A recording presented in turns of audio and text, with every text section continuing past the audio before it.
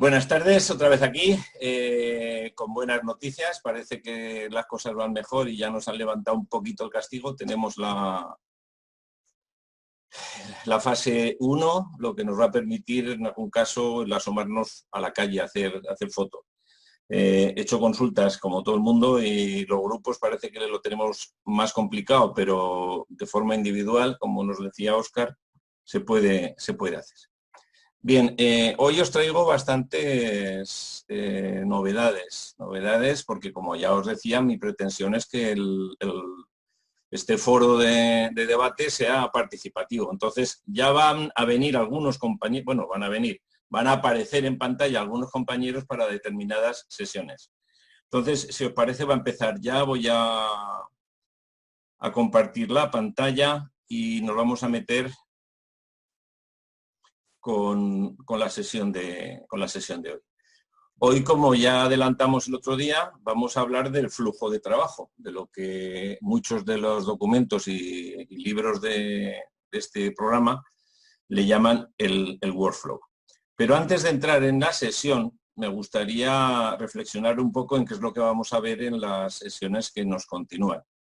Inicialmente dijimos de hacer 8 sesiones, con la de hoy serán ya 3, entonces nos quedan 5 más, en la que el próximo jueves 28 de mayo trabajaremos la calibración, ponderación y apilado de imágenes, ese paso importantísimo que ya veremos que es uno de los que nos marcan la diferencia con nuestras fotos. Para eso tendremos invitado a Agustín Godino, compañero de la agrupación y de Tres Cantos, que nos hará un apilado en directo y unos comentarios, y yo en voz en off detrás si me necesita para algo. Entonces la idea es que haya sesiones en las que no sea yo el prota, sino que haya gente que las desarrolle. Por ejemplo, ya el día 1, el lunes 1 de junio, la idea será hacer un procesado completo de una imagen partiendo de un lineal y ver cómo llegamos a una imagen ya final para poderla compartir o imprimir. En este caso será José Luis Hernández, nuestro compañero de la agrupación también, el que nos guiará en esa sesión. Para el jueves 4 de junio hablaremos de generación de máscaras, tipos de máscaras, cómo podemos obtener máscaras. Un compañero me decía, ¿aquí las harán automáticas? Pues no, aquí los automatismos además algunos no nos gustan mucho y preferimos hacer las cosas manuales para controlar bien el sistema. Tenemos que ver qué tipos de máscaras podemos obtener y cómo.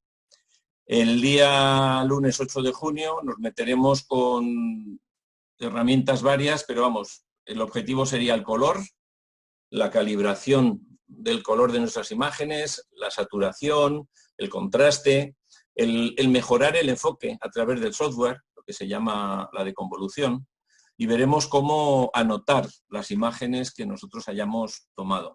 En principio, para las sesiones del día 4 y las del día 8, si algunos os animáis a participar, me lo decís por privado y lo preparamos. Para el jueves 11 de junio, que en principio sería la última sesión programada, me quiero meter en el ruido, en concepto y formas y maneras de atenuarlo.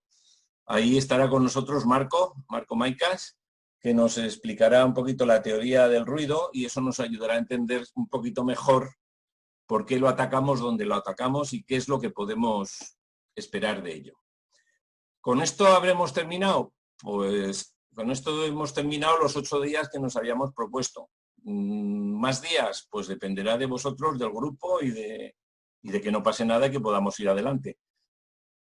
Cosas que se me ocurren que podríamos ver, todas estas y muchas más. ¿Por qué no las he priorizado a estas? Pues porque en principio hay muchas de ellas que son iguales o muy similares al PixInShine LE. Y como ahí ya tenemos los tutoriales que hicimos en el curso anterior, pues el que lo necesite puede ir. Pero vamos, si queréis, lo podemos ver aquí con el programa 1.8 y trabajar. Cosas que me parecerían interesantes porque me las habéis preguntado muchas veces. Cómo se estira y se procesa un HDR.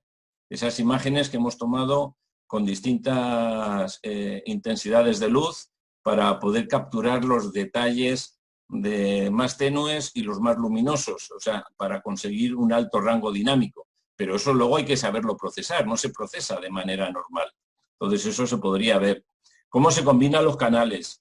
En LRGB, en Arroban, en el propio RGB, si trabajamos con una cámara en blanco y negro, composición de mosaicos, cómo se hacen con este programa, que se hacen y quedan fenomenal. El procesado de cometas, que ahora que están tan de moda, tenemos bastantes en el cielo y si nos dejan salir alguno caerá. Todo esto son posibles actividades o posibles sesiones que podríamos preparar si hay interés, ganas, y porque es que el verano ya se nos echa encima y si nos van a dejar salir, pues ya veremos. Y si no, tiempo habrá, se podría plantear una segunda parte. En fin, lo que digáis. Yo mientras esté en casa no tengo problema. Bien, entonces, esto es lo que os quería traer, que vamos a tener sesiones en las que va a haber compañeros que colaboren en el desarrollo de la sesión, porque vosotros tendríais que estar participando desde casa de manera activa. Y bueno, de momento me ha tocado a mí hablar mucho, pero espero que esto vaya cambiando. Hoy la sesión va a ser un poquito distinta, espero, porque hablamos de que teníais que mirar un poco esto que yo os lanzaba, era un documento de debate, pretendía provocar más que dar respuestas para que lo miraseis. Ha habido algún compañero que sí que me ha contestado o me ha mandado propuestas al grupo. Aquí están. Ha habido desde el otro día un par de preguntas. Me preguntaban por los tutoriales de Leibortes, hoy hablaremos mucho de ellos. Hablaban de que recomiendan usar un color, o sea, un perfil de color en lugar de otro. Aunque he contestado, este tipo de cosas las veremos en la sesión de color. Entonces, de momento, ahí lo dejo. Y Ángel nos ha mandado un montón de cuestiones en torno a los pasos que se apuntaban ahí en cuanto al procesado. Y bueno, muchas de estas preguntas se van a responder hoy. Lo leo muy rápidamente. Pregunta si el DBE es un proceso automático en el PixDesign de pago. No es automático y se tiene que hacer. Incluso hay más opciones. Pregunta, ¿la reducción de ruido con el ACDR se refiere a alta o baja frecuencia? En principio es una reducción de ruido que también veremos más adelante, que se utiliza cuando la imagen está estirada. Y aunque fundamentalmente trabaja para el ruido grande, el ruido de ondas grandes, lo que sería baja frecuencia, también ayuda en el de alta frecuencia. Pero vamos, eso hay que verlo. Y luego me preguntabas también que si hay una imagen que está quemada, que si se puede recuperar. Entonces, primero tendríamos que hablar del concepto de quemada. En astrofotografía, bueno, y en fotografía en general, una imagen está quemada cuando sus píxeles han superado el valor nominal de 1. O sea, cuando superan el 1, sabéis que el valor de los píxeles va de 0 al 1 con tantos escalones como bytes tengamos de trabajo en la aplicación o en la cámara. Entonces, si ya has llegado al techo, pues en el momento rompes el techo, te puedes ir al infinito y ya no hay diferencia, todo es valor 1. Entonces, mientras no lleguemos al 1, sí que hay herramientas y procesos en el PixDesign que nos van a ayudar a recuperar algo los detalles. Pero si lo hemos quemado, ya no hay nada que hacer. Bien. Seguimos con la presentación. Bien, yo esto es lo que querría debatir al final. Lo que pasa que antes tengo que dar una vuelta por los recursos que tenemos, o los que yo por lo menos he disfrutado para llegar un poco a entender el programa este. Primero tengo que hacerle la ola a Ferran Bosch Caliú, y es una persona que enseñó a muchísima gente con sus cursos de iniciación ya de PixDesign LE, luego pasó al otro. Si queréis, todavía está trabajando, tiene unos cursos en Udemy, que parece que son 40 o 50 euros y tenéis acceso a 80 o un montón de vídeos con distintos temas. Esto os lo mandaré, os lo colgaré, entonces los links son links activos que os pueden llevar ahí. Yo después del bautizo con los cursos de Ferran empecé a investigar cosas y ya creo que os he hablado en algún momento del grupo de Quebec en Canadá. Es una asociación de asociaciones de astronomía que todos los años hacen un congreso y dentro de ese congreso pues se dan charlas de, entre otras cosas, pues de procesado de imágenes y en concreto el PixInsight. La primera sesión que yo seguí de estos congresos fue en el 2012 y en aquel momento os recuerdo que estaba el PixInsight 1.7 recién salidito y era muy novedoso, con muchas herramientas nuevas y claro, la gente tenía muchas ganas de aprender. Y allí ya se habló del workflow, porque hasta entonces era un poco improvisar cada uno, aunque más o menos había líneas que se habían marcado con el PixInsight LE, pero aquí ya se tenían que ver otras opciones. Entonces, bueno, aquí ya se hablaba del pretratamiento como cosa grande, importante y que nos dan los resultados por encima de lo que... O sea, tiene mucho más peso del que normalmente le damos, porque la gente lo que hacemos son fotos y las queremos procesar rápido y un buen tratamiento de imágenes, un buen calibrado y alineación, lo veremos mañana, os puede llevar fácilmente toda una tarde o más en el llegar al máster final. Una vez que tenemos un buen máster, podemos empezar a trabajar en las imágenes lineales y las no lineales. Yo lo que quería traeros es una fuente de conocimiento que podéis buscarla, podéis buscar si entráis y buscáis acá el 13, el 14, el 16 y el 17 hay sesiones de PixInsight. La pena es que son en francés, pero como tiene mucho dibujo y se sigue bien, si no sabéis francés, yo creo que para enteraros de lo que va, sí que funciona bien, ¿eh? Otro que no se puede olvidar jamás, de hecho tengo que decir que me había despistado, es a Harris. Y digo ¿por qué? Pues porque yo vi sus vídeos, aprendí de muchas cosas de él, pero claro, él ha seguido trabajando. Tenemos su página web, que voy a ver si os pongo un momentito para que veamos, la traigo aquí. Esta es la web.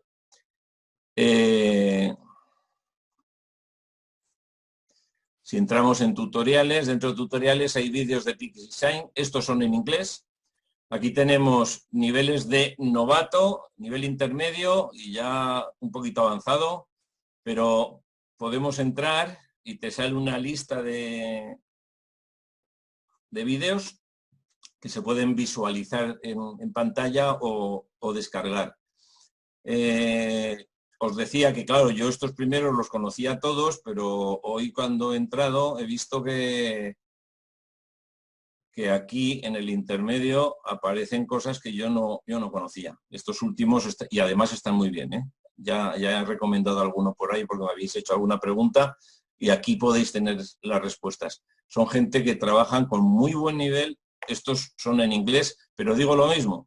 Como es un proceso que se ve en pantalla paso a paso y se ve dónde pulsa y qué es lo que hace, se puede seguir perfectamente. ¿Qué es lo que me aportó o qué es lo que trajo este hombre? Bueno, aparte de esos vídeos, se arriesgó ya a dar unas directrices bastante detalladas de cómo debería de ser el workflow de una imagen. Y además, diferenciando qué tipo de imágenes. Estas, por ejemplo, sería el workflow que él presenta o que propone para imágenes en blanco y negro. Tener en cuenta que cuando esto empezaba no se hacían fotografías con las máquinas de color, como estamos haciendo ahora, sino que se hacían casi todas con las CCDs, en las que se partía de imágenes en blanco y negro, con el filtro verde, con el filtro rojo y con el filtro azul. Entonces había que primero procesar cada una de esas fotografías y luego combinarlas y seguir. Pues estos son los pasos que él veía. pero que aportan mucho para lo que tengáis ahora mismo entre manos. Aquí en todos los casos se supone que ya que se parte de unas imágenes calibradas y apiladas. Y luego tenemos que fusionarlas. Aquí vemos cómo él pretende que eso se haga. Lo mismo si nos metemos con imágenes en RGB. Y aquí en este caso, si son rojos más verdes más azules y los tenemos que fusionar, pues hay una parte que es para eso. Y a partir del momento que ya son una fotografía en color, el camino es común para poder avanzar. Entonces tenemos la etapa lineal, que podemos ir viendo ahí, ¿no? Pues volvemos a lo mismo, preprocesamiento, con vías, dar flat y todas las imágenes. Definir y el calibrado de la imagen de integración. Esto es importante aquí y cada vez que uséis imágenes que queréis combinar con un H-alfa, con una luminancia, tenéis que tener en cuenta que las imágenes están tomadas en días distintos o en horas distintas y la luminosidad de la imagen no es la misma. Entonces, hay un proceso en el PixDesign, que es el Linear Fit, este que tenéis aquí, que lo que hace es, dada una imagen de referencia, es capaz de modificar la luminosidad de las otras imágenes para ponerlas al mismo nivel. Igual a, digamos, sus histogramas. Porque si no se hace, si hay alguna imagen que el histograma está más fuerte porque se procesó así, cuando se junten, pues la imagen en vez de tener colores naturales puede tener un dominante verde o un dominante rojo o azul, que no sea lo que buscamos. Entonces con el Linear Fit se igualan. Después sigue trabajando en la etapa lineal, hace un preestirado, recorta, aplica un DBE para quitar viñeteos y demás, neutraliza el fondo y calibra el color. Estos son los pasos básicos, los que a estas alturas conocemos y que en el PixDesign LE se hacían ya estirado porque no teníamos esta facilidad. Una vez que ya llegamos al estirado de la imagen, es cuando empezamos a intentar sacar detalle de las nebulosas, a quitar ruidos, a contrastar, a saturar, etcétera, etcétera, etcétera. Aún va un poquito más allá y el trabajo, cuando empiezas a complicarlo, pasas del RGB, es decir, fotografías en color nada más, a consigues una luminancia que se supone que la luminancia le va a aportar mucho más detalle a la imagen y muchísima más claridad, pero luego hay que saberla combinar. Entonces, ¿cómo se consigue la luminancia? Es sin color, tiene que ser blanco y negro. ¿Cómo se tiene que trabajar la luminancia? En formato lineal. ¿Cómo se trabaja después en formato no lineal? Es decir, una vez que ya está estirada. Pero es que después tendremos que combinarlas. Tendremos que combinar los canales. Todas estas son las cosas que están escritas en todos los libros, en todos los tutoriales. O sea, yo no os voy a decir cosas nuevas. Lo que sí puedo intentar traer aquí al debate son estos temas para que los veamos entre todos y puedo intentar resolver las dudas que tengáis. Este documento lo vais a tener, aparte de que podéis entrar en la web de este señor y verlo. En este me voy a detener un poquito más. Jairon Mercieca, también muchísimo más conocido por Lightworks. Este señor es increíble, tiene 22 tutoriales de todo lo que es el proceso de trabajo. Son increíbles, súper detallados. Y bueno, yo os diría que si os los hubieseis leído todos y los entendierais y los hubierais, no necesitaríais estar en un seminario o en un taller como este. Podríais poneros a darlo, porque realmente el contenido es tremendo. Voy a entrar un momentito en su web también para que la veamos.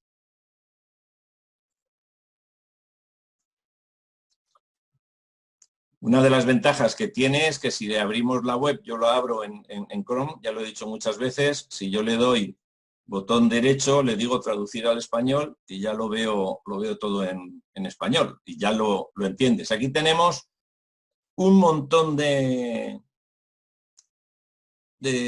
tutoriales y por poner un ejemplo, este es el que vamos a ver el próximo día, ¿eh? el preprocesamiento, calibración, apilamiento de imágenes en Pixie. O sea, entréis ahí, os metéis y aquí hay un libro entero de todos los pasos, el qué, el por qué, el cómo. Para los que os gusta el súper detalle, os va a decir qué selecciones hay que tomar o no tomar para hacer el procesado completo. Hace un momento hablaba con Ana, de la superfoto maravillosa que ha mandado estos días, este fin de semana, y hablábamos de que tenía problemas con los flags. Bueno, nosotros podemos hacer unas buenas tomas de calibración, pero si luego no aplicamos un buen proceso de calibración, lo más seguro es que no obtengamos el resultado óptimo. Yo le decía a Ana que, claro, normalmente tenemos prisa, hacemos las cosas, tomas las fotos y el día que te acuerdas, si estás en el campo, tomas los flat, pero bueno, los DAR aprovechamos los de otro día, las temperaturas no son iguales. Si vosotros hacéis un proceso completo, como mandan los cánones, la diferencia de la fotografía final es muy, muy grande. Pues, por cierto, el jueves veremos este proceso, lo veremos con Agustín y lo comentaremos. Y veremos que realmente hay diferencias de hacerlo de una manera a hacerlo de otra. Entonces, insisto, Lightvortex, muy, muy, muy, muy recomendable. Supongo que ya todos lo conocéis, pero si hay alguno que todavía no, ahí tiene material de estudio. Solamente con entrar en las imágenes, si os lo queréis imprimir, salen folios y folios y folios de conocimiento del programa. Yo os colgaré en el material de estudio que es el que veremos el jueves, os lo colgaré en un documento PDF traducido al español por si lo queréis ojear. ¿Comentarios? ¿Alguna cosita?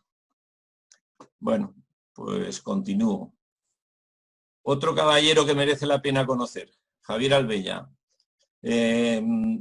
Tiene unos vídeos tutoriales que están muy bien, tanto del PixieSign LE como del PixieSign 1.7. Me parece que él tenía el punto 7, no terminó de pasar al punto 8. Pero yo ya os comenté el otro día que tiene unas cosas que realmente me resultaron muy atractivas, que son los procesos, los contenedores de procesos. Aquí tenéis una imagen de un contenedor de proceso típico de él, en el que lo que él ha hecho ha sido cargar los procesos de manera que os sirve como guión de trabajo. También yo tengo, bueno, este proceso está un poquito obsoleto porque está hecho para el PixieSign 1.7, ahora hay muchas más herramientas que merece la pena incluir. Entonces, este proceso, si no pasa nada, el jueves os lo daré el contenedor guía para que lo podáis utilizar cuando terminemos la exposición de Agustín. Pero es un aporte porque la manera de trabajar y tener, aunque cada imagen es distinta y el procesado ha de ser distinto, tiene la bondad de que tú lo puedes usar o no dependiendo de si tu imagen lo requiere o no. Ahora hablaremos de eso. Aquí también tenéis la dirección que os lleva directamente a sus listas de reproducción de YouTube, y él tiene 8 contenedores. Ya os dije que tiene uno para procesado de galaxias, otro para procesado de cúmulos, en fin, hay varios. Pero tener en cuenta que está hecho para el PixieSign 1.7. Entonces tendríais que actualizarlos como yo he hecho con el contenedor de calibrado de imágenes. Bien, todo esto es material que tenemos que tener en cuenta. Entonces, hay que calibrar, apilar y, bueno, pues ya llega el momento. Ya tenemos que ir a por ello. Yo os puse este pequeño ejercicio. Voy a dejar de compartir pantalla y me gustaría que dijeseis algo, que comentarais un poquito cómo veis esto, qué creéis que sabéis o dejáis de saber, cómo, en fin, lo que se os ocurra que tengamos que ver y comentar. Bien, ¿quién se anima?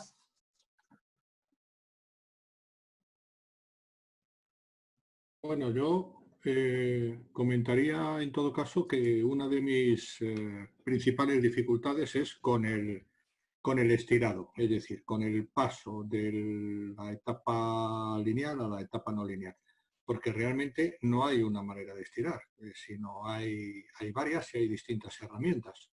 Ujú. Unas dan mejor color, pero dejan las estrellas muy chungas, otras conservan mejor el color, otras dejan las estrellas más pequeñitas, pero con menos contraste. Entonces yo la verdad es que eso es un tema que me vuelvo loco. A veces pruebo diversas maneras distintas, a veces con máscaras trato de aprovechar lo mejor de cada estirado, pero en fin, me resulta complejo y bueno, no sé si es un tema que se podía ver con un poquito de cariño en el curso. Bien, en principio no está en las 5 sesiones que nos quedan, pero podemos hacer una sexta si queremos, ¿eh? O sacamos algunas de ellas, pero vamos, tendríamos que ver cuál. Pero en principio el tema del estirado iba a decir que es relevante en el proceso, pero es que en realidad lo son todos los pasos. Pero sí que es cierto que si tú haces un estirado directo con un histograma, pues consigues la fuerza de la imagen, pero destrozas las estrellas, consigues tener unos colores vivos, pero pierdes los detalles. Entonces, la herramienta que se suele utilizar es la de Masked Stress. ¿Qué es lo que aporta? Pues aporta que en vez de hacer un estirado en un solo paso, es capaz de hacerla en 100, 200 pasos, lo que nosotros le pidamos. Lo que hace es que genera una máscara de las estrellas, se estira un poquito, quita la máscara, lo mezcla todo, vuelve a estirar otro poquito, le pone máscara, de manera que consigue estirar la imagen sin que las estrellas se engorden mucho, sin que las estrellas tomen un protagonismo. Pero sí que es verdad que normalmente la imagen queda apagada y queda como bastante velada y los detalles desaparecen. Bueno, el señor Harris, que os he estado comentando hace un momento, tiene varios vídeos hablando de este tema. Podemos verlos aquí en el grupo y echar un vistazo a la técnica, no al vídeo. Si el vídeo lo podéis ver vosotros en su página web, ¿eh? Pero él básicamente lo que hace es combinar varios estirados para mantener la calidad de las estrellas, pero respetar el contenido de los detalles y la fuerza de la fotografía.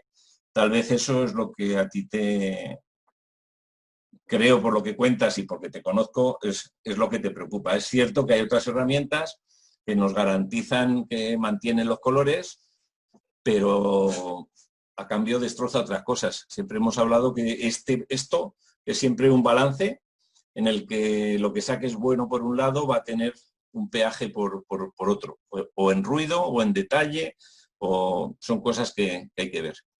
Sí, sí, efectivamente es un poco, un poco la conclusión a la que he llegado también. Y probablemente la aproximación de combinar varias técnicas de estirado, pues puede ser. Échale un vistazo a lo que te digo, entra en la página de Harris y en las de medio, uno de esos últimos que he dicho que yo no conocía, merece mucho la pena. ¿Eh? De todas maneras, hay que practicarlo.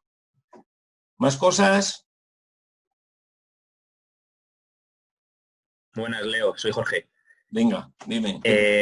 Yo, por ejemplo, tengo la duda de cuando enfocas, cuando deconvolucionas, si lo haces, es mejor hacerlo antes de la fase no lineal, en la fase lineal o en la fase no lineal. Yo he visto que hay gente que lo hace antes y gente que lo hace después.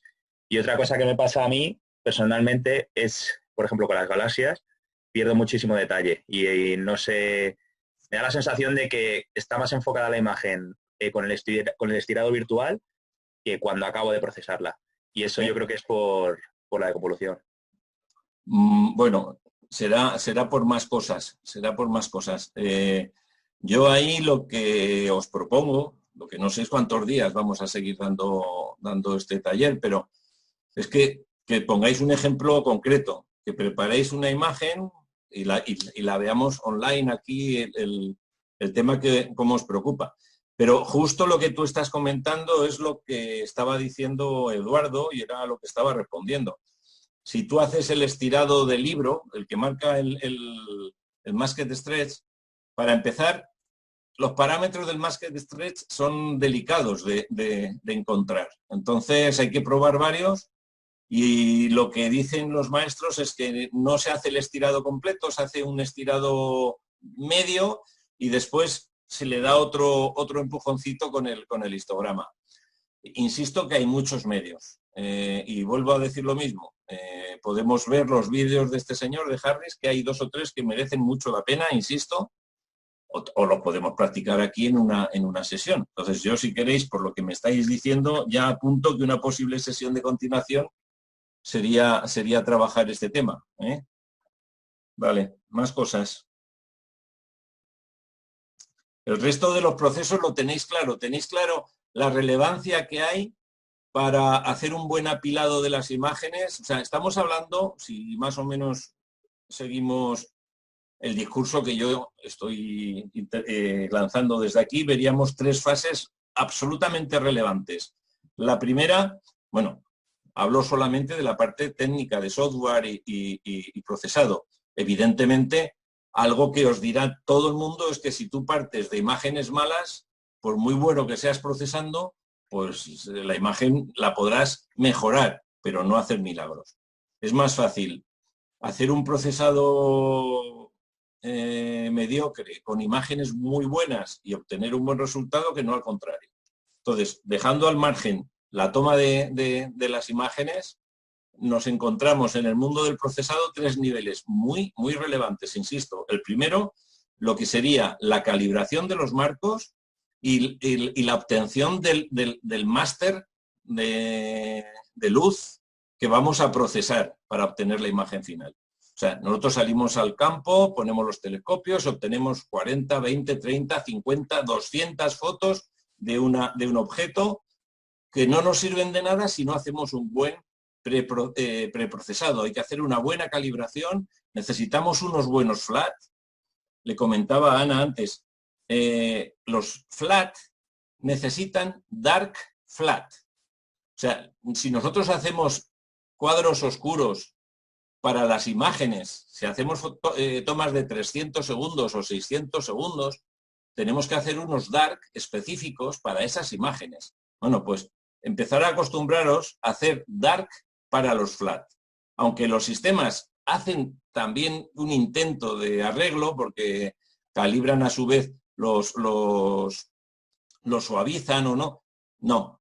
Si el resultado es muchísimo mejor, si tú haces tus flat con sus dark flat, ¿qué sería un dark flat? Sería un cuadro oscuro, un dark, pero con el tiempo de exposición del flat.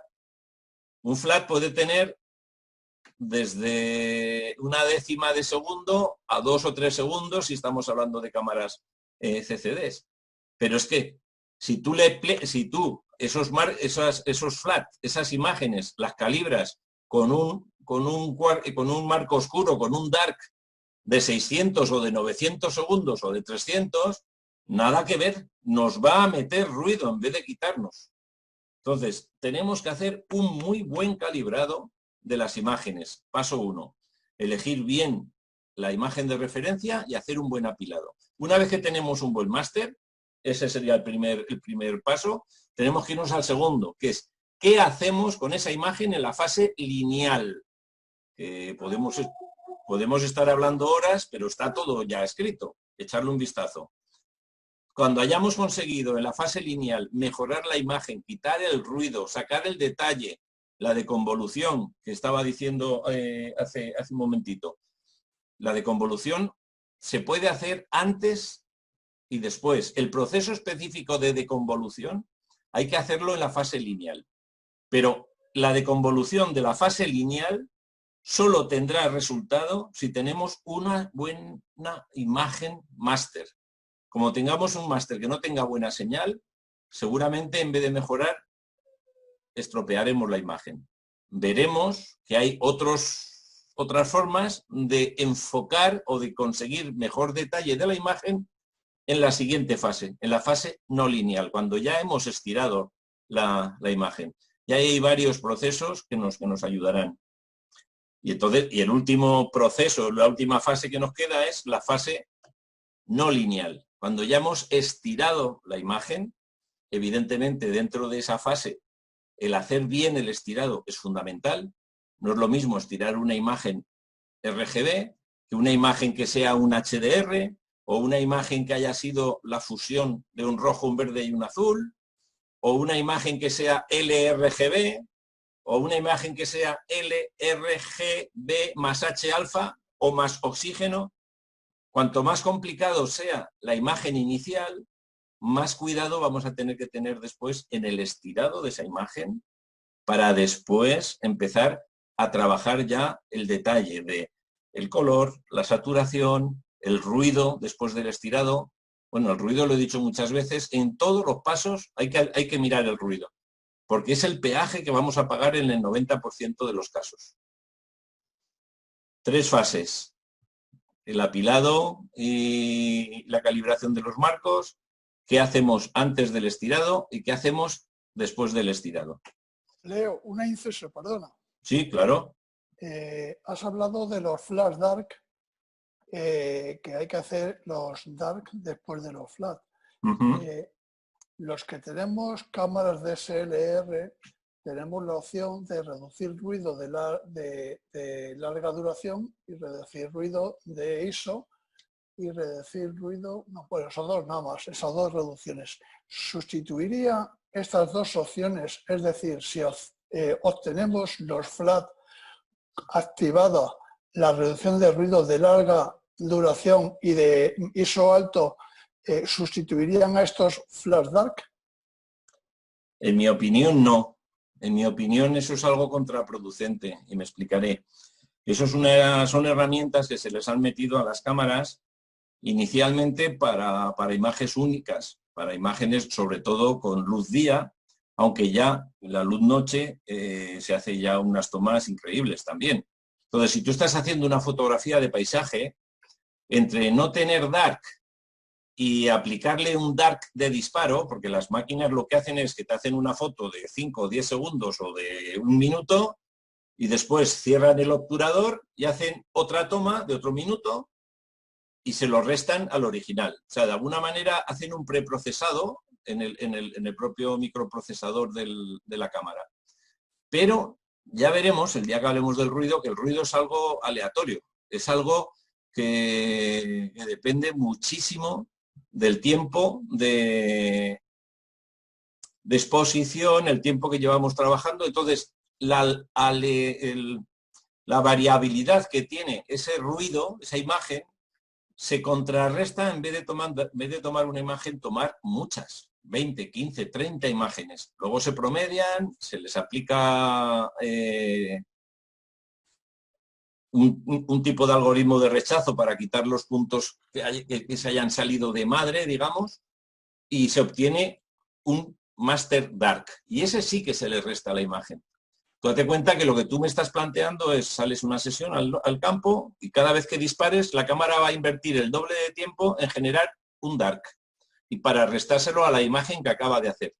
Ese dark será único, no tiene la ventaja de haberlo calibrado con otros dark. No era exactamente en los light, me refería al obtener los dark flag. Has hablado de que para obtener los flat hay que obtener también sus propios dark. Entre hacerlo o no hacerlo, no estaría mal, pero es preferible, porque es preferible que se lo haga después el programa siguiendo la matemática del propio programa, y para eso necesitas un dark flag. Si tú ya se lo das con eso, pues serán flat que no se van a poder procesar. En ese caso, si los metes, ya veremos el día que hablemos de esto, si lo metemos en el script automático, le va a volver a aplicar flat, perdón, le va a volver a aplicar dark y le va a volver a aplicar vías y le va a volver a aplicar. Entonces, al final, veremos que la calibración de cuadros es a la imagen, al light, le vamos a restar los dark, le vamos a restar las vías, le vamos a dividir los flats, pero si no has seguido el proceso como se debe hacer, el problema que tienes es que le puedes restar una imagen, puedes hacer una operación matemática varias veces. Y en vez de mejorar la imagen, lo que estás haciendo es destrozarla. Entonces, mi opinión es que mejor no. Ahora, insisto, si no le vas a hacer dar flat, pues a lo mejor es preferible ponérselo ahí, pero vas a estar el doble de tiempo haciéndolo. ¿Más preguntas? En la obtención de los dar flat, la verdad es que es muy corta. Quiero decir que la exposición es muy corta y ponerle la opción de que reduzca el ruido de ISOs altos o de... Va a intentar hacer un trabajo, pero el resultado no será el mismo que si le aplicas el proceso. Esa era la pregunta. Era la pregunta. Mi opinión, hombre, no te lo puedo certificar porque no he hecho la prueba, pero la lógica me dice que si haces el dar flat, va a entrar en la batidora, va a entrar en el mecanismo adecuadamente. Si no lo haces, lo que se le puede hacer es despistar un poquito el proceso. Más cosas. Hola Leo, soy Germán. Hola Germán, hombre, ¿qué tal? ¿Qué tal? Bien, Mira, dime. Te quería preguntar, ¿qué tal ves estos procesos estos automáticos, el BPP o el WBPP, comparado con hacerlo todo manual, paso a paso? La próxima sesión hablaremos de eso, pero ya os adelanto, yo tengo hechas pruebas específicas que ahora con el tema del taller, claro, intento preparar las cosas un poquito más. Y tenía sospecha de que era mejor hacerlo en manual, pero ahora tengo pruebas y evidencias de que merece la pena hacerse en manual. Todo depende de la calidad de las imágenes que hayamos obtenido. Si tú tienes unas buenas imágenes, lo normal es que quieras obtener un buen resultado final. Bueno, pues un buen resultado final se obtiene mucho más claramente si tú controlas el proceso que si le dejas a la máquina que haga lo que buenamente cree que hay que hacer. Los procesos automáticos, y tengo, si da tiempo mañana, o sea, el jueves lo podremos ver, hay una diferencia clara entre un proceso total manual, como marca por ejemplo, el tutorial de Leitvortes, con todos los pasos, de principio a final, llegando incluso al Drizzly. El Drizzly, para los que no lo conocéis, es que cuando llegas al final, lo que hace es redimensionar la imagen y la hace el doble o el triple de grande para que los detalles salgan con mucha más delicadeza y sutileza y podamos luego reprocesarlos. Pues si se aplica todo el proceso entero, el detalle y la calidad de la imagen final es bastante distinta a la que sale del proceso automático. Sobre todo en lo que es la parte de los flat, que es justo lo que estaba preguntando Miguel ahora mismo. O sea, yo si aplico el automático, el viñeteo no me termina de salir de la imagen. Tengo que corregirlo después con el DBE. Si lo aplicas el proceso completo, con los dar flat y con todos los pasos, la imagen sale inmaculada. La misma imagen con los mismos marcos. Hay una diferencia muy importante. Ahora bien, también os digo, como mínimo, los automatismos hacen o dan un resultado similar al que daría el Deep Sky Stacker, con más control incluso que el Deep Sky Stacker. Y eso que el Deep Sky, lo veremos el próximo día, es un super programa con el que hemos nacido todos, hemos trabajado y muchos seguimos trabajando en algún caso con él. Pero los automatismos de PixieSign se equipararían a eso. Si tú trabajas en manual, el resultado es mucho mejor. Yo al menos veo las diferencias. Yo, si me permitís, apuntaría también en ese sentido de que lanzar los procesos uno a uno, al final muchas veces te permite ganar tiempo, porque hay veces que te equivocas en uno de los procesos, entonces en lugar de lanzar toda la churrera, otra vez, pues simplemente repites ese proceso cambiando algún parámetro. Puedes hacer alguna prueba adicional de un proceso completo. Es más, gracias Eduardo, porque ese comentario es realmente importante. Si tú lo haces manualmente, en cada paso ves el resultado. Entonces, si hay un error, pues lo corriges, como dice Eduardo. Pero es que si tú aplicas el automático, obtienes una imagen final y no sabes dónde ha estado el problema. Bueno, si llegas al final, hay veces que rompe a mitad camino. Pero bueno, funciona, y funciona y no funciona mal. Insisto que es como un Deep Sky Stacker. Pero si ves un problema, no sabes dónde corregirlo. porque te entrega el final. No sabes en qué paso ha cambiado. Si tú lo haces de paso a paso, puedes ir comprobando visualmente una de las fotos. Yo ya os digo, tengo un proceso de 75 o 80 fotos en el que, según cómo lo haga, llega un momento que en uno de los pasos hay algo que no me gusta. La imagen pierde detalle, pierde calidad. Bueno, si le aplicas el automático, llegas al final y no sabes dónde. Si lo aplicas en el manual, descubres que es que el sistema de identificación de estrellas para el apilado o lo que sea, pues no estaba ajustado como debiera. Esas son las ventajas de controlar tú el proceso o que te controle a ti la máquina. Más. ¿No hay más comentarios? Pues entonces, si os parece, continúo un poquito. Yo la presentación, la sesión era esto, ¿eh? Lo que pasa que previendo que nos quedáramos un poquito callados, yo he preparado una extensión de lo que hemos visto hasta ahora. O sea, esto es lo que habíamos lanzado, pues ahora me atrevo a desgranar un poquito más. La fase de calibración y apilado de imágenes que estamos hablando, mi opinión personal, es casi la más relevante de las tres. Es más importante el hacer una buena calibración y apilado de imágenes que la fase lineal y la fase no lineal. Entonces, ¿qué podemos hacer? Evidentemente, hay que hacer todo el proceso entero de manera automática o de manera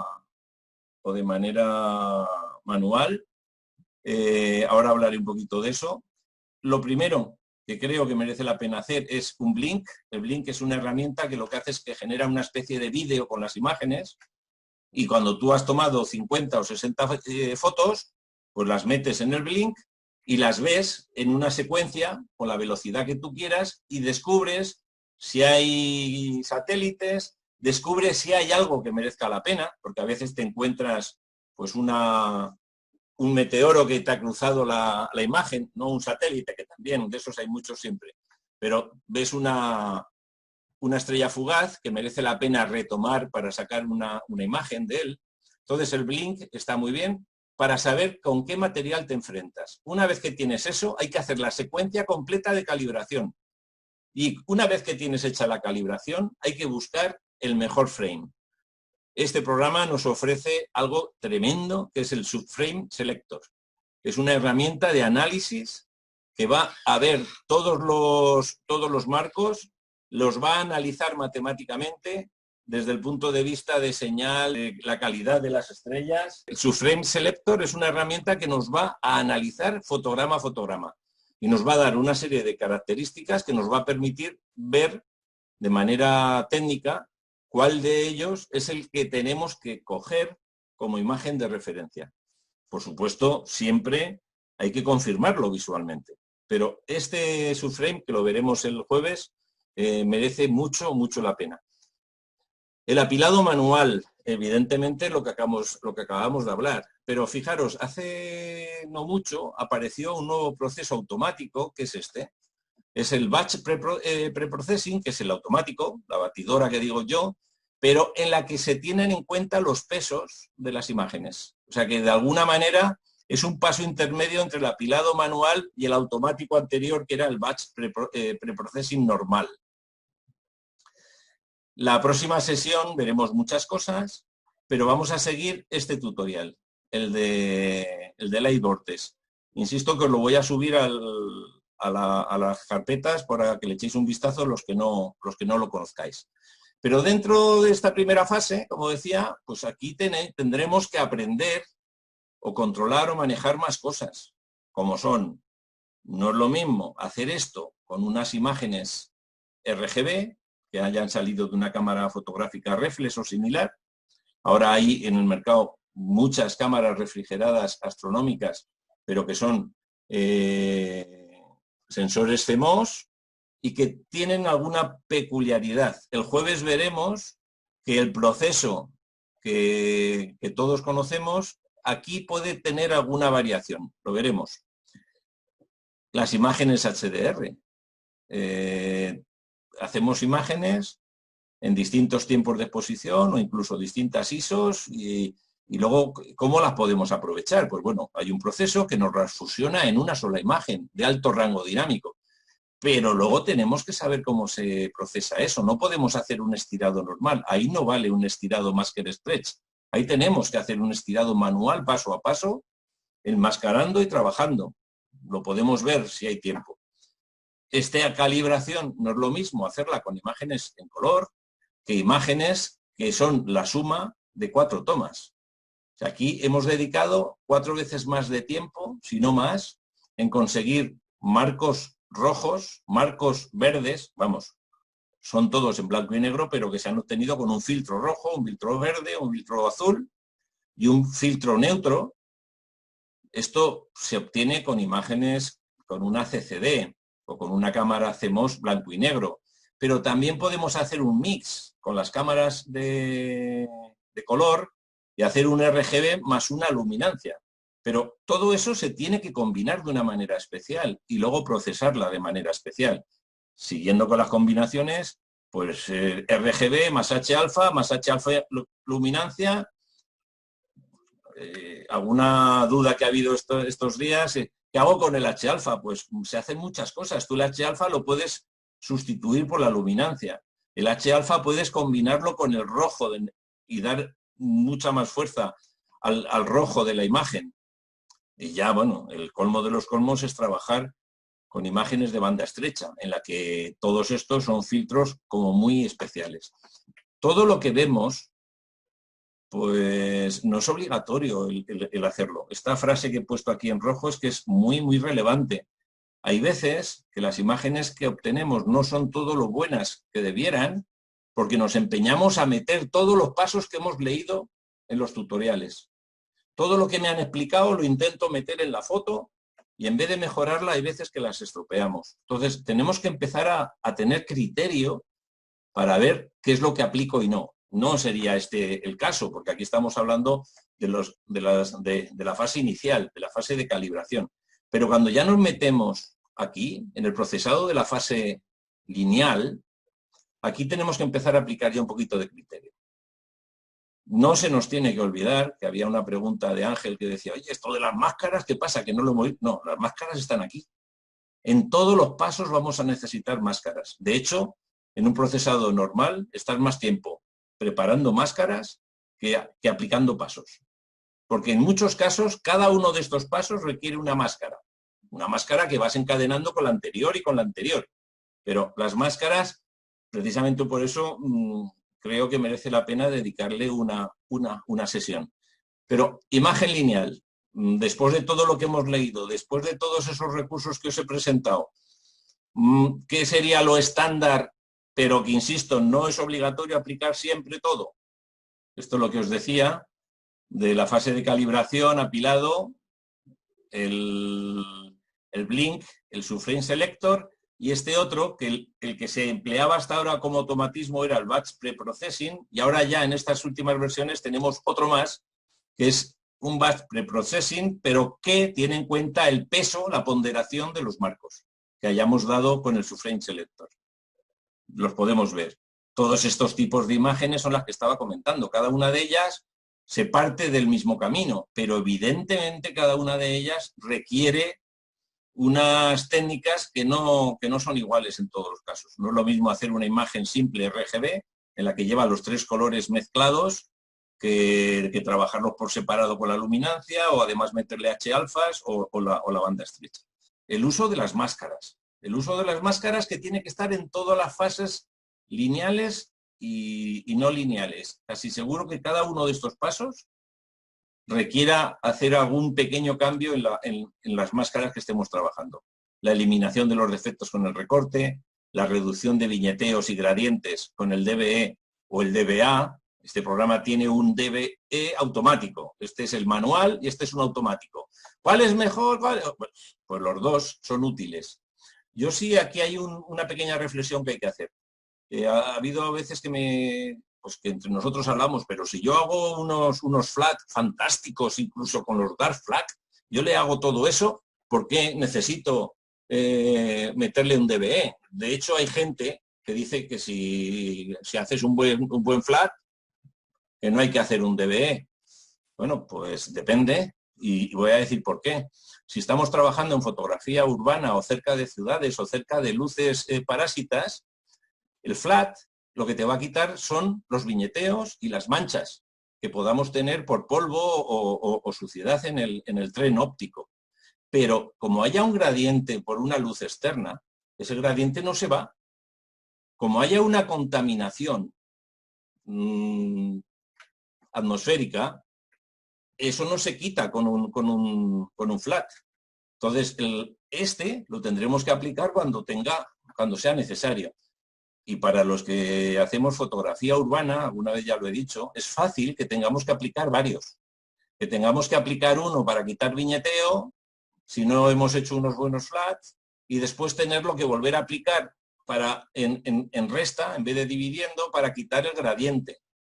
Entonces, mejoramos la imagen en general, pero cada vez que aplicamos un DB o un DBA, le vamos a meter ruido. Siguiendo con los pasos, una vez que se ha mejorado, lo primero que habrá que hacer ahora es calibrar el color. Dos procedimientos, el histórico de primero neutralizar el fondo y luego calibrar el color con una herramienta que lo único que hace es suponer que el blanco sale con las mismas cantidades de rojo, de azul y de verde, y que la inmensa mayoría de las estrellas y las galaxias son predominantemente blancas, o podemos ir a algo mucho más técnico y científico, que es el Photometric Color Calibration. Este lo que hace es identificar tu fotografía, identificar cada una de las estrellas y de las galaxias que hay en la imagen, comparar su color, el que tiene tu foto, con el que debería de tener en una base de datos. Para esto necesitamos que el ordenador esté conectado a Internet. Compara los colores y entonces modifica las curvas de color de nuestra imagen para acercarse lo máximo posible a los colores de esa base de datos. Entonces, evidentemente, es muchísimo más exacto que el proceso anterior. Pero bueno, ahí está. Hay veces que no podemos aplicar porque no tienes Internet o porque luego no es fácil. Para que esto pueda funcionar, lo primero que tiene que hacer el programa es identificar la zona del cielo en la que está, identificar cada una de las estrellas y de los objetos que haya. Y para eso tiene que hacer un plate solve. Tiene que resolver la imagen desde el punto de vista fotométrico. Si no lo consigues, no se puede aplicar. Entonces hay que ir al método tradicional. Otro problema que nos podemos encontrar es estrellas defectuosas por cromatismo. Las estrellas se desdoblan, en vez de verse blanquitas o azulitas, se ven varias estrellas, un poquito rojo, uno verde y uno azul, allí las tres. Bueno, pues eso se puede corregir modificando los canales rojo, verde y azul, moviéndolos un poquito para que desaparezcan esos halos. La deconvolución que preguntábamos antes, ahora sería el momento de aplicarla, en la fase lineal. Pero insisto, esto solo tiene sentido si la calidad de la imagen es buena y tiene sus historias. Pero vamos, esto sería una sesión completa, solamente para hablar de la deconvolución, del proceso de convolución de fase lineal. La reducción de ruido. Estamos en la fase lineal, pues desde el ruido del tono verde a ruidos de alta frecuencia o ruidos de baja frecuencia. Hay bastantes herramientas, que esas las veremos un día. Otra cosa que se puede hacer es, cuando hacemos tomas de estrellas muy, muy brillantes, los núcleos de las estrellas se queman, no llegan al quemarse del todo, pero cuando estiras la imagen la quemas. Entonces hay un proceso que nos ayuda a reparar esos núcleos y los trunca de alguna manera para que nos permita, cuando se hace el estirado con máscara, pues que cuando hace el estirado ese núcleo no llegue a quemarse y se recupera el color que debe de tener la estrella. No sé si me he explicado bien. Partimos de una imagen RAW en el que se ha tomado un objeto muy oscuro, pero hay estrellas brillantes. Entonces, el objeto está a lo mejor con un nivel de señal 0,021, pero las estrellas están ya en un 0,9. Entonces, cuando haces un estirado, lo estiras todo. Para ver la parte oscura, resulta que has quemado la estrella. Entonces, para evitar que se queme, hay un proceso que nos la atenúa.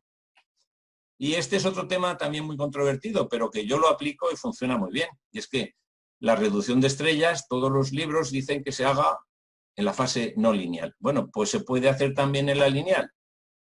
Cuando las estrellas están muy desmadradas, podemos pegarles un apretón, una reducción de estrellas en la fase lineal y después volverlo a hacer en la fase no lineal.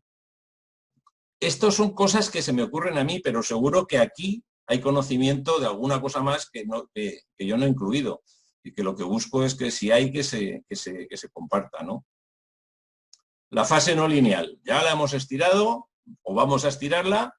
¿Qué hacemos aquí? Más máscaras. Las máscaras no faltan. Podemos estirarlo de manera automática por histograma o por las técnicas combinadas que hablábamos al principio con Eduardo. Sí, Eduardo era. Todo tiene su aquel. Hay cosas que van bien para un tema, pero te complican por otro. Entonces, casi siempre cuando llegas ya a un momento, a un nivel en el que lo que haces es combinarlas.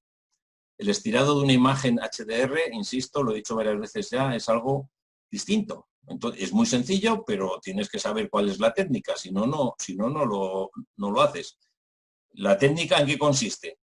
No se hace automática, se hace manual. Y se estira la imagen hasta que casi quememos las zonas brillantes de la imagen. Y cuando ya casi hemos llegado ahí, paramos de estirar, le aplicamos el proceso HDR Multiscale Transform, que recupera las zonas más brillantes. Entonces, al recuperarlo, la imagen se queda más oscura y se vuelve a pegar otro estirón, se aplica otra vez el HDR Multiscale Transform, se vuelve a pegar otro estirón, tantas veces como sea necesario y admita la imagen, hasta que consigamos visualizar en la misma toma las cosas más oscuritas, más tenues y las zonas más brillantes. Ruido. Siempre que sea necesario hay que volver a aplicar. Está puesto aquí, pero ya podría estar al principio y en medio de cada uno de estos pasos. ¿Qué herramientas hay? Hay más, pero las más conocidas aquí, el ACDNR, el SCNR, este era el del color, este nos quita las bajas frecuencias, aunque también hace cosas con la alta, el Multiscale Line Transform, el Multiscale Medium Transform. Esta herramienta es súper poderosa, aunque es complicada de utilizar, el TGV de Noise. Son herramientas para quitar ruido. Conforme vas estirando, ya lo he explicado, hay veces que las estructuras, cuando las estiras, las zonas más brillantes casi se queman. Si no llegamos a quemarlas, se pueden recuperar con este tipo de herramientas. Si las hemos quemado, ya no hay paso atrás. Tendremos que mejorar el color. ¿Cómo? Pues con el RGB, con la saturación, con color saturación, con las curvas. Hay bastantes cosas. Me estoy centrando sobre todo en los procesos, pero cada vez más hay scripts que nos ayudan también en todos estos pasos. No me he metido en ellos. Mejorar el contraste. Este es fundamental. El local histogram ecualización lo que te hace es que da un contraste no lineal, sino que por zonas de la imagen y recuperas aspectos muy importantes. Las curvas, el HDR Multiscale Transform, sale en varios sitios. Y este es algo que también se preguntaba antes. En la fase no lineal, vuelvo atrás, hablábamos de la deconvolución. En la fase lineal también podemos mejorar el enfoque. Sobre todo, hay más, pero sobre todo con dos herramientas, con los wobbles y con este que es mágico, que es el Unsharp Mask. Este consigues unos afilados, unos enfoques realmente curiosos. Lo que pasa es que si le das un enfoque a toda la imagen, en muchos casos se destroza. Entonces lo que se suele hacer es buscar la zona que te llama más la atención, enmascarar el resto y darle un puntito de enfoque en la zona que quieres que la gente se quede mirando. La parte que más protagonismo tenga de la foto, esa la enfocas un poquito y la demás la dejas normal. Porque si la enfocas toda, queda como muy artificial. De todas maneras, esto es más fácil decirlo que hacerlo. Pero si se prueba, cada uno puede llegar a lo que pueda esperar. Cuando ya hemos terminado la fase no lineal, las cosas no han terminado. No han terminado.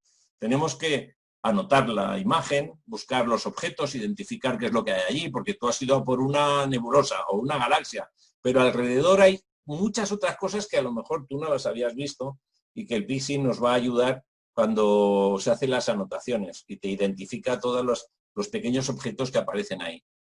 Las imágenes normalmente hasta aquí se han estado trabajando en RAW, pero si luego las queremos exportar o las queremos compartir, las tenemos que pasar a JPG. Y algo que es fundamental, y hay mucha gente, yo pensaba que era una cosa que todo el mundo conocíamos, pero no todo el mundo utiliza el proyecto. Si tú estás trabajando en un procesado, por complejo que sea, acostumbraros a guardar el proyecto desde el principio y cada vez que veas que se ha hecho algo muy complicado, se guarda el proyecto otra vez, vamos, con el mismo nombre, lo va ampliando, y eso os permite sentaros 2 días después o 1 año después, recuperar el proyecto entero y mejorar ese procesado. Leo, perdona, en ¿Sí? el proceso de apilado y calibración, ¿el proyecto también se guarda completo todo el proceso? Si lo haces bien, sí. Sí. Si no lo cierras, sí. Se tiene que mantener abierto. Pero guarda todos los procesos de calibrado, de apilado de cada uno de los máster y calibrado de cada uno de los máster. No, tú solo tendrás guardado en unas carpetas. No. El proyecto, si tú si mantienes abiertas las herramientas, pues te mantendrá, lo veremos el jueves si hay tiempo, ya veremos. Pero tú puedes mantener todo el proceso de ponderación de imágenes, con todo, eso sí se guarda.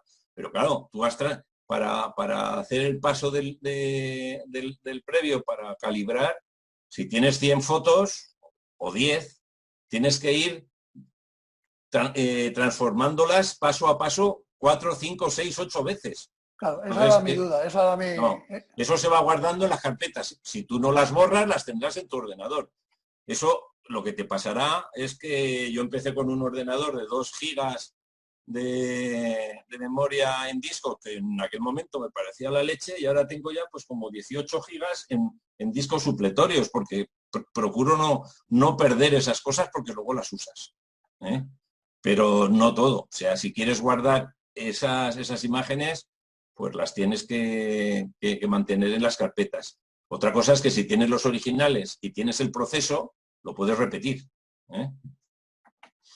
Y luego otro paso, y este es muy controvertido, pero yo no lo hago, pero sé que es el puntito que a veces falta, es que cuando ya crees que está todo terminado, pues a lo mejor es exportar esa imagen final y te la llevas al Lightroom o el Photoshop, que maneja muy bien los tonos, los brillitos y las cosas, y le dar ese puntito final. Insisto, yo soy de la opinión que se puede hacer con el PixieSign, pero hay gente que se siente más cómoda con estos programas, y entonces llegaba a un punto, lo pasa a estos programas y allí le da el punto final. En todo esto, ya no sé cómo decirlo, tenemos que tener presente las máscaras. Máscaras de luminancia normal invertida, máscaras binarizadas, de contornos, máscaras de rango, de color, máscaras combinadas. Y hay 1000 maneras de hacerlas. Cada paso requiere una máscara. Y de hecho hay procesos y scripts, es la primera vez que los nombro para esto, que nos ayudan a hacer máscaras. Hay varios scripts que son realmente interesantes. Lo veremos un poquito en la sesión de máscaras. Por ejemplo, el Game, que con ese puedes hacer unas máscaras muy, muy particulares en determinados procesos, o en determinadas fases de los procesos. Y yo creo que aquí termina lo que yo he preparado. Este es un programa, hoy ha sido una sesión un poco teórica. Sí que quería traeros recursos porque, insisto, todo lo que estamos viendo aquí está en la red y hay lugares donde se puede consultar realmente bien, interesante. Os recuerdo desde el principio muy rápidamente, desde mi amigo Ferran, no os lo perdáis. A nivel europeo y mundial hay por todos sitios. Yo al principio me quedaba un poco atrás por el tema de los idiomas, pero Normalmente este tipo de presentaciones, como están soportadas con imágenes, se puede llegar a entender bien. Perdón. Harris tiene vídeos muy interesantes y parte de las cosas que hoy se han preguntado aquí ya de un nivel alto, la respuesta está en sus vídeos. Echarle un vistazo. Todo lo que hemos visto, LiveVortex. Yo de este señor no sé qué más decir. O sea, es que es coger todos sus tutoriales y estudiarlos y leerlos y seguirlos. Si es que está todo escrito. Para los que os gusta tener todo el detalle paso a paso, lo tenéis ya aquí. Este señor tiene 22 tutoriales que lo podéis seguir al pie de la letra. Pero es que además de los tutoriales tiene vídeos y tiene artículos y tiene un montón de cosas. Pero os colgaré este para que le echéis un vistazo para el próximo día. Javier Abella con sus contenedores de procesos, que me parece una idea a tener muy en cuenta. Está ahí. Él lo único que ha hecho ha sido ser creativo y decirle, no, yo no lo uso para aplicarlo, sino para tenerlo como chuletario. Él ve los procesos y aquí él se ha entretenido en escribirlos. Os presentaré uno el próximo día. Y hasta aquí lo dejo. Dejo de compartir otra vez, por si hay preguntas, y si no, ya nos veríamos en la próxima sesión. Decidme. Todo bien. Como siempre, como siempre. Qué bueno sois, Óscar. Desde luego, que es que esto tiene que ser un taller. Que Hola. tiene que ser un taller. Ya, pero es Leo, muy interesante todo. Muchas gracias. Bueno, gracias a vosotros. Gracias a vosotros. ¿No hay preguntas, entonces? Está clarísimo. ¿Sí? Vale. Sí, bueno, chavales, nos Hola. vemos el jueves. ¿Me oyen, Leo? Sí. Mira, soy Juan Luis. Buenas tardes. Hombre, ¿qué tal? Una pregunta. ¿Procesa tú procesa el PC6 la Vía Láctea? Sí, le doy un toque a la Vía Láctea. Yo ahí lo hago al revés que lo que acabamos de hablar. Normalmente la Vía Láctea son imágenes de fotografía única, aunque también tiene sus cosas. Hay programas como el Sequator que te permite hacer fotografías de varias tomas manteniendo el horizonte fijo, a pesar de que las estrellas se muevan. Entonces tú las puedes, normalmente se procesan mejor con el Lightroom o con el Photoshop. Pero mi opinión personal es que cuando haces eso, todas las estrellas toman un protagonismo muy relevante. De hecho, enseguida se ve cuando ves una fotografía de la Vía Láctea si la gente ha tocado o no las estrellas. ¿Qué es lo que pasa? Que cuando tú saturas los colores o saturas la Vía Láctea, se saturan las estrellas. Y en estos programas, en el Photoshop, si eres muy hábil, sí se puede hacer. Hay que ponerle alguna mascarita a las estrellas, porque si no quedan demasiado brillantes y demasiado definidas. Entonces, lo que yo hago una vez que he procesado la Vía Láctea es que la llevo al PC Sign, le hago una máscara de microestrellas y las difumino un poquito para que no tengan ese protagonismo, o incluso les bajo un poquito el brillo. Insisto que es un brillo no natural. Tú estás viendo la Vía Láctea y las estrellas no las ves que parecen piedras, pero cuando la procesas, salen. Entonces yo lo que hago es eso, la proceso con Lightroom y después me la llevo al PC Sign, aplico una máscara de estrellas y las estrellitas las arreglo un poquito. No sé si te he contestado. Sí, muy bien, gracias. Nada, a ti. ¿Alguna pregunta más? Pues venga, nos vemos el jueves. Os recuerdo que el jueves contamos con la participación de un compañero, de Agustín Godino, que nos hará un calibrado apilado de fotos en vivo y lo iremos comentando y veremos pros y contras de otras cosas. ¿De acuerdo? Venga, cuidaros mucho. Chao. Gracias. Chao. Adiós. Adiós. Gracias, Leo.